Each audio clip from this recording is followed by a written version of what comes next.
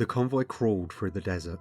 The scaled bovines pulling the carts and the reptilian mounts of the cavalry trooper escorts were visibly exhausted, even from 2 kilometers away. They barely had the energy to flick flies away with their tails. The sentinel combat walkers moving with the column were filthy and worn out. Their legs squeaked and scratched with every laboured step. Every creature, human and machine, were worn down by the ferocious heat of Denfiria's star at midday. They were heading towards a remote Imperial fort some 15 kilometers away. Thanks to Amalegar of the Wordbearers Traitor Legion and his squad, the base had not been resupplied for several weeks now. The 6 Wordbearers bikers sat atop a low dune overlooking the vast desert plain. "And it shall not have any relief today," thought Amalegar. "They have not seen us, brothers," he said. He revved his bike, Rundash. The vehicle roared.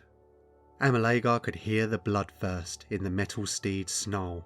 It wanted death. "Patience, you shall have your feast," Amalegar whispered to it. "We have their attention," said Zigash over the squad vox. The cavalry troops were pointing at them, shouting orders and hurriedly redressing their ranks. They and the sentinels turned and advanced towards Amalegar and his squad. The cart drivers whipped their beasts of burdens hard to make them pick up the pace in the last effort to get to the fort. "They are playing for time," said Malugal. There was no sense of urgency to his voice. His statement was little more than unconcerned, casual observation. "Indeed, brother," said Amalegar. "Another column that has lost its fight before it began, but has to keep going nevertheless. Let us end them." He gunned Runedash's engine and accelerated forwards. The rest of his squad followed. The word-bearers fanned out, giving each other ample space to manoeuvre. "The garrison will have to come to the column's aid when they see it under attack. They cannot last much longer," said Bidad Shahi over the vox. "Yes, they will. And when they try, we will crush them," Amalegar replied. Amalegar zigzagged erratically, switching left and right according to no pattern. The other word-bearers did the same, kicking up great plumes of sand and gravel. Las cannon beams soared past them, missiles shot harmlessly overhead. Amalegar laughed. The sentinel pilots had little chance of hitting him or his warriors. It was even more difficult given that the word-bearers were charging out of the light of Denfiria's sun. The blazing rays would have left the Imperial troops all but blind. Blind or not, they were still advancing on the word-bearers.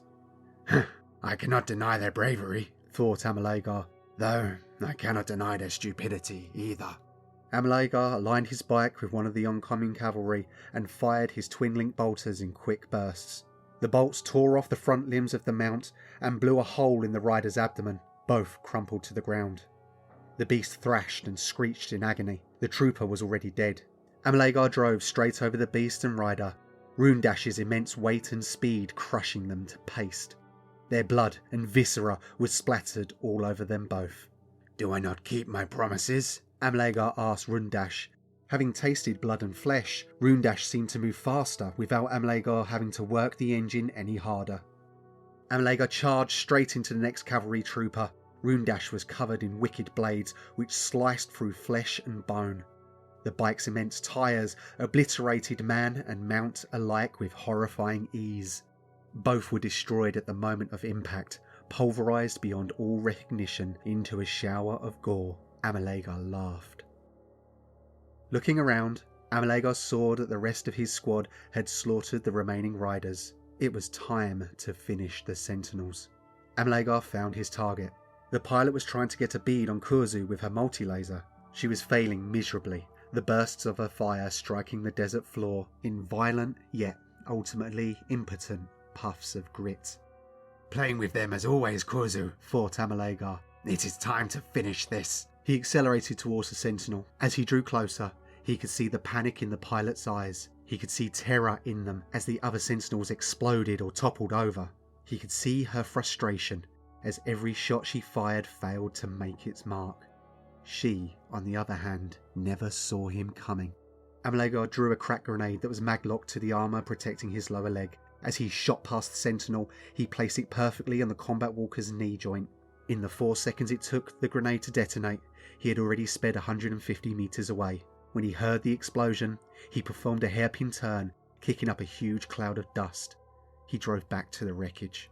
The Sentinel had fallen over, much of its structure grotesquely mangled by the crack grenade's explosion. The cockpit was on fire. Amalagar heard the pilot's screams, followed by a las pistol shot. There was no more screams. Amalagar chuckled to himself. There were no more enemy troops left. The convoy, now unprotected, still had several kilometers to go to reach the fort. "Destroy it all," he ordered. The squadron charged. "Zigash, Bedad Shahi, with me," he said. He steered Rundash to the left to flank the rushing carts of the convoy. Kurzu, Mulagal and Nabuik went right. Rundash roared, accelerating hard. The bike shook so fiercely, Amalagar fought to maintain his grip. "You hunger still? Be patient. Blood and flesh are but moments away," he said, smiling. "I can smell their fear," said Zigash, smiling.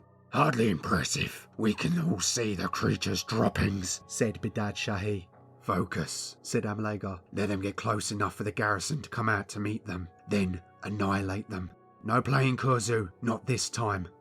They were 2 kilometers out from the fort when its gates opened and troops rushed out, forming loose lines with gaps between each soldier. "Wise," thought Amalagar. He and his warriors could smash through dense formations with ease and kill multiple troops in a single charge. A loose formation let the defenders move out of the way of attacks. This also meant that fewer of their number would be killed with each charge. The defenders didn't use heavy weapons against the word-bearers. For now at least, Amalagar's warriors were far enough away from the convoy that there was no risk of friendly fire. Amalagar was surprised. "They must be out of ammunition," he thought. The defenders had faced down numerous, never-dead assaults in the passing weeks. The mounds of putrefying and shrivelling corpses were still outside the fort's walls. The ever-present threat of the word-bearers had kept the defenders from leaving the safety of their defences to burn the bodies. The stench was so strong that even Amalagar could smell it through his helmet's filters. It was time to finish the convoy. "Now," said Amalagar. He suddenly swerved right. He aimed Rundash directly at the convoy. His warriors all did the same with their bikes. Within seconds, the word-bearers smashed through the column. They ground wooden carts into splinters. Barrels of water shattered and cracked. Their precious cargo mingled with the blood and absorbed by the sands. Animals and their drivers were destroyed, cut apart, mangled. Foodstuffs and ammunition spilled over the ground. Some animals survived, panicking. Men and women were thrown from their vehicles. Those whose legs had not been shattered sprinted for the apparent safety of the fort. Those few wagons that were still intact desperately tried to get around the wreckage, corpses, terrified pack animals, and spilled goods.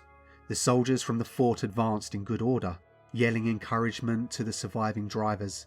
They were committing themselves, each step forward making them more vulnerable. The further away from the base they were, the less likely they could make a successful retreat. "Do you not remember, soldiers of the Emperor, that hope is the first step on the road to disappointment?" Amalagar thought.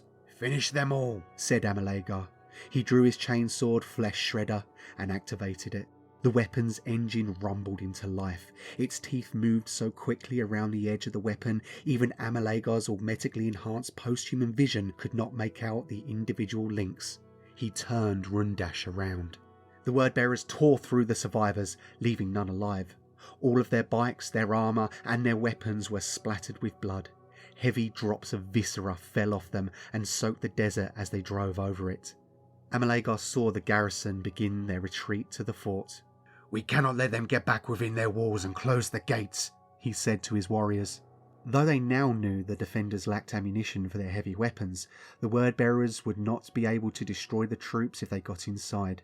It would be many more days or longer before another resupply mission was attempted and the word-bearers had another opportunity. "And we cannot guarantee they will not do it by air next time. Against that, we will be powerless, and the defenders will be strong again. We win the battle here, or we lose the war," he declared. There were enough defenders to ensure any direct attack would cost the word-bearers. The sheer number of lasguns arrayed against them could damage the tyres, piping, or the weak points in power armour. "Great and mighty four, we offer up the blood of those slain to you," Amalagar said.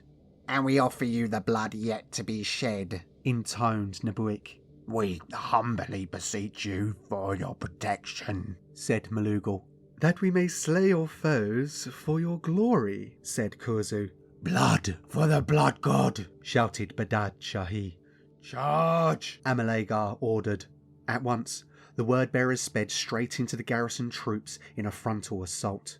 Many of the Imperial soldiers turned and fled when they saw the word-bearers charge at breakneck speed towards them, dropping their weapons. Some stood firm, however, attempting to keep some kind of order. They opened fire. Even with so many having fled, a fierce barrage of lasbolts tore into the heretic Astartes. Most of the shots missed Amalegar altogether. Many ricocheted off Rundash, leaving little more than a brown scorch mark. "Gratitude, blessed deities," prayed Amalegar. Amalegar heard a series of pained grunts over the vox. "What was that?" he demanded. "Zigash, brother," said Korzu. "Took a few hits, then took a fall." "Then his faith was lacking," Amalegar said. "We continue." The remaining word-bearers were amongst the Imperial troops within seconds.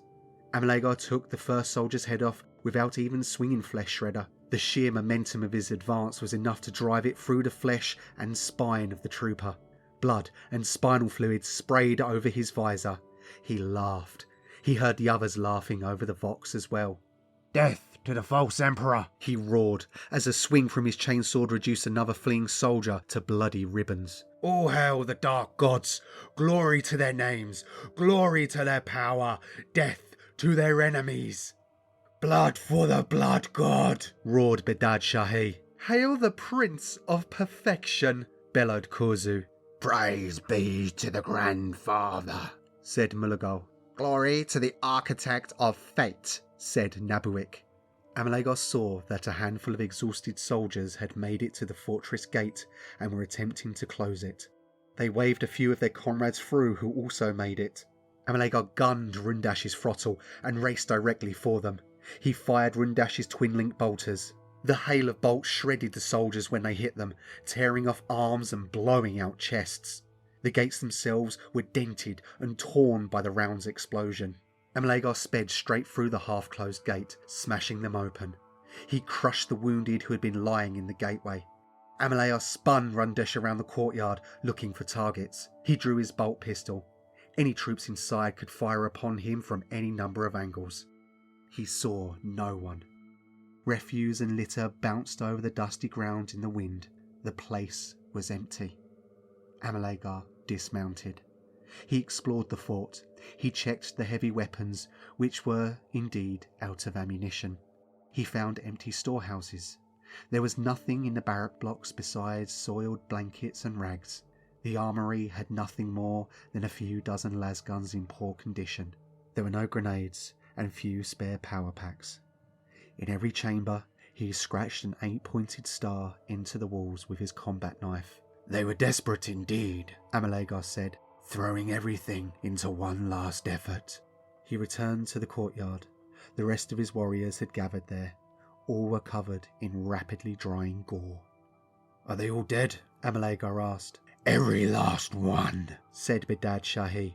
"Cowards and weaklings all." "Some of them begged for mercy," said Kurzu. "I gave them a slower death." "We made them pay for their undoing of the grandfather's work these past weeks," said Mulligal. Amalegar laughed. "Good, very good.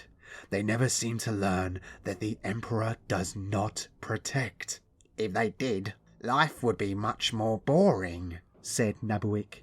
"True," said Amalegar. "I often think their resistance is the will of the gods, to test us and to entertain them." "No one knows their will," said Nabuik. "We are but players in their games." Amalegar nodded. "It is time to leave. There are other outposts. We will silence them all, for the glory and enjoyment of the gods." He mounted Rundash, stirred its engine into life again, and left the fort. The other word-bearers followed.